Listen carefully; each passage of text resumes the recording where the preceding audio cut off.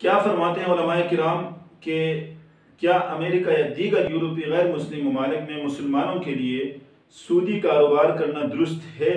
سنا تھا کہ غیر مسلم سے کافر ملک میں سود لینا جائز ہوتا ہے۔ سود کی حرمت کے بارے میں اللہ تعالیٰ نے قرآن میں فرمایا احل اللہ البیع وحرم الربا۔ اللہ تعالیٰ نے خرید و فروخت کے معاملے کو جائز قرار دیا، حلال قرار دیا ہے، اور سود کو حرام قرار دیا ہے۔ اب یہاں سود جو ہے اس کی حرمت کے بارے میں کہ اسلامی ملک کے اندر مسلمانوں سے ہو یا غیر مسلموں سے ہو سود لینا یا دینا یہ تو حرام ہے۔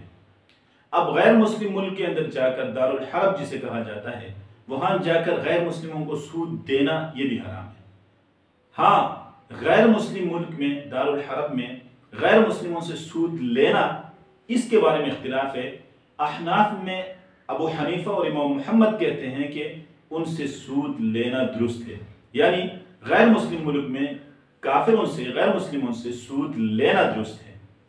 لیکن دیگر حضرات امام ابو یوسف احناف میں سے اور ائمہ ثلاثہ امام احمد بن حنبل ہے، امام شافعی ہے، امام مالک ہے، وہ فرماتے ہیں کہ نہیں، غیر مسلم سے بھی غیر مسلم ملک میں بھی سود لینا جائز نہیں ہے۔ جو حضرات اس کو جائز کہتے ہیں ان کی دلیل جو ہے وہ مکحول کی ایک مرسل روایت ہے، وہ کہتے ہیں لا ربا بین المسلم والحربی فی دار الحرب۔ دار الحرب میں مسلمان اور حربی کے درمیان، غیر مسلم کے درمیان کوئی سود نہیں ہے۔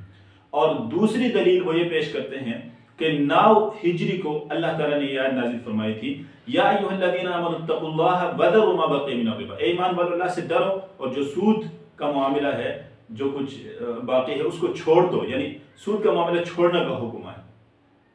9 ہجری کی کو یہ آیت نازل ہوئی، لیکن رسول اللہ صلی اللہ علیہ وسلم 10 ہجری کو خطبہ حجۃ الوداع کے اندر فرماتے ہیں کہ ربا الجاہلیتی موضوع تحت قدم، جاہلیت کا جو سود ہے وہ میرے قدموں کے نیچے اسے روندا گیا ہے، اور سب سے پہلا سود فرمایا اللہ کے رسول اپنے خطبے میں، سب سے پہلا سود جس کو میں ختم کرتا ہوں وہ عباس بن عبد المطلب کا سود ہے کہ اس کو مکمل طور پر میں ختم کرتا ہوں۔ اس روایت سے احناف ابو حنیفہ اور محمد یوں استدلال کرتے ہیں کہ جب 9 ہجری کو آیت نازل ہوئی اور 10 ہجری میں جا کر اللہ کے رسول اس سود کو منع قرار دیتے ہیں، ختم فرماتے ہیں، حالانکہ عباس رضی اللہ عنہ جو ہے وہ اس سے بہت پہلے مسلمان ہو چکے ہیں، تو اس کا مطلب عباس رضی اللہ عنہ سود کا معاملہ کرتے رہے یہاں تک کہ 10 تاریخ کو 10 ہجری کو اللہ کے رسول نے اس کو ختم کیا۔ کیوں؟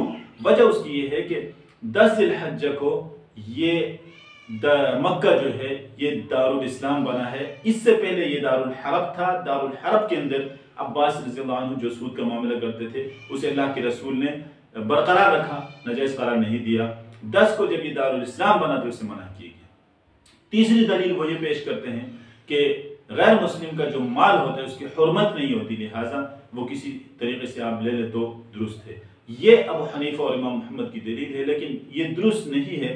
صحیح یہ ہے کہ اللہ فرماتے احل اللہ البیع وحرم الربا، اللہ سود کو حرام قرار دیا ہے، اس کے اندر مطلق ہے، کوئی تفصیل نہیں ہے کہ سود دارالاسلام میں ہو تو حرام ہے، دارالحرب میں تو حلال ہے، مسلمان سے ہو تو حرام ہے، کافر سے ہو تو حلال ہے، اس طرح کوئی تفصیل اس کے اندر نہیں۔ جس طرح زنا حرام ہے، جس طرح شراب پینا حرام ہے، کسی بھی ملک میں ہو، مسلم ملک میں ہو غیر مسلم ملک میں ہو، اسی طرح یہ بھی حرام ہے۔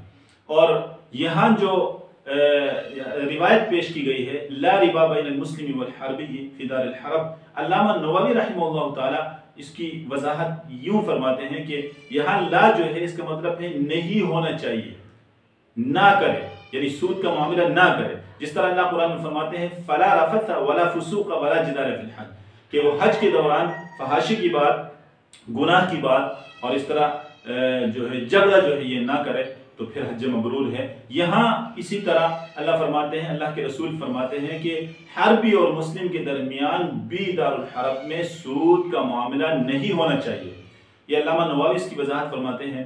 اور اسی طرح حضرت عباس رضی اللہ عنہ کے واقعے سے جو استدلال ہے وہ تو اللہ کے رسول فرماتے ہیں ربا الجاہلیت موضوع، جاہلیت کا جو سود ہے، اسلام سے پہلے کا جو سود کا معاملہ ہوتا تھا اس کے بارے میں فرما رہے ہیں۔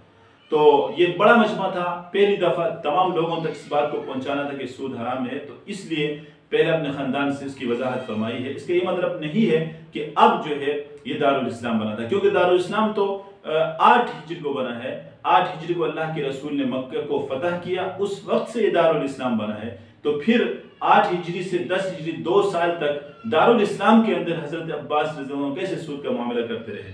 تو یہ بات درست نہیں ہے اور اس سے استدلال کرنا درست نہیں ہے۔ صحیح یہی ہے کہ سود کا معاملہ جو بھی ہو، کہ دارالاسلام میں ہو دارالحرب میں ہو، سود کا معاملہ درست نہیں ہے۔